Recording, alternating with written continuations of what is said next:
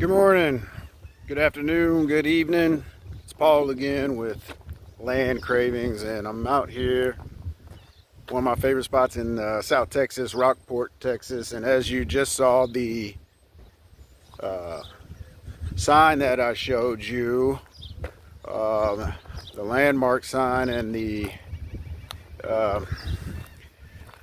private property vacant lot today. I just wanted to have a topic. I wanted to talk about a topic that I have, which is how do I take ownership? And we're going to talk about Arizona, of course, because that's where Land Cravings primarily works at the present time.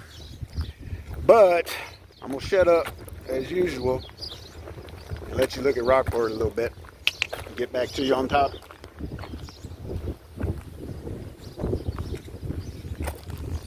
Nice little pier right there, way out there.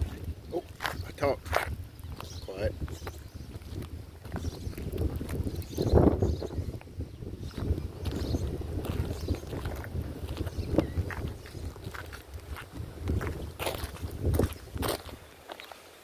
All right, let's get on topic. So there's the little shops in Rockport. Hopefully y'all can still hear me.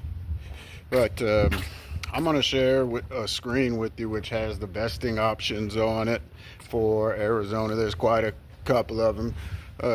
Rockport's a little bit similar to, it's kind of like Arizona except for it has water, right? So but I got a lot of people who, when you buy, you don't know what to do after you paid if you're financing or cash, either way, for your lot. Like, how do I take ownership and whatnot? There's a pretty lady right there. Say hi. Hi, pretty lady. So, you know, whether or not you're married, you're single, you will be married, you have a plan on being married, you get married, you don't want that person, that beautiful spouse of yours on the deed, you don't have to do it. You can take ownership by yourself. You can take ownership and leave it to your kids. You can take ownership and avoid probate. You can take ownership and go through probate, which is something I don't suggest. Shh.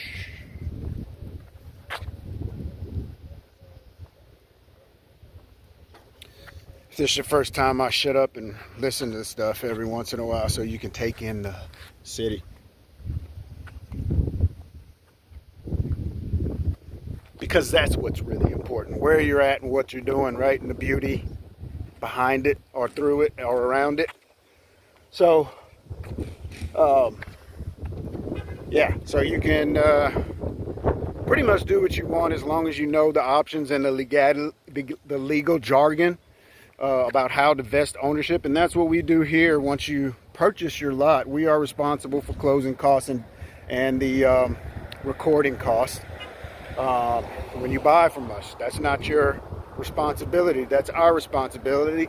That's in your purchase agreement. It states that we are responsible for those costs, and so we're educated on how to vest the property, the land, in the whosever and however and whosever name you want it in and such. And we actually educate you on how to do that because you are the one that has to choose. So I'm gonna at this point throw up a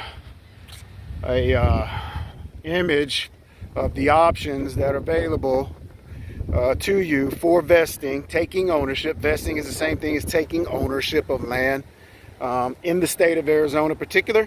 And then I'll show you one that's for other states, because we will be working in other states as we do now. Sometimes you guys will see random lots on the website landcravings.com. And so I will be sharing those two screenshots now.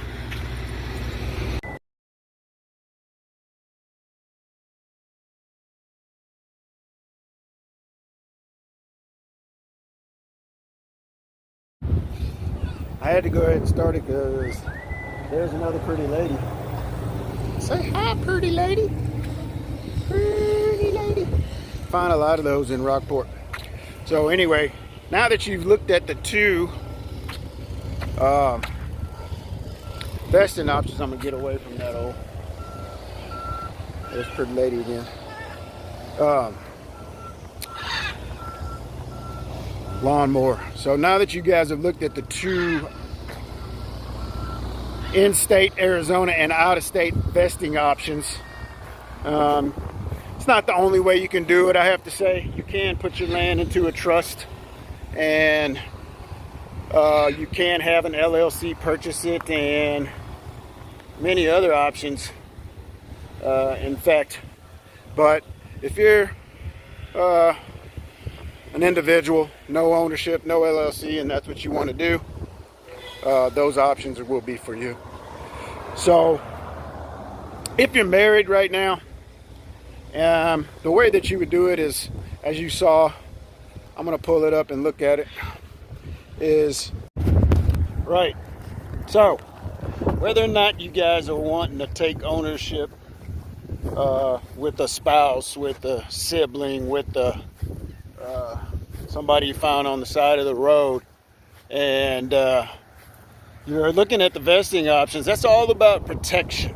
That's protection for you, and protection for the other party, and also how do you want to exit the property should you decide to sell it. You know, community property, one person can't sell without the other person's signature. Joint tenants with survivorship. You know, one's for the community property, one's for married and unmarried couples, etc., etc. There's a lot of options, and quiet.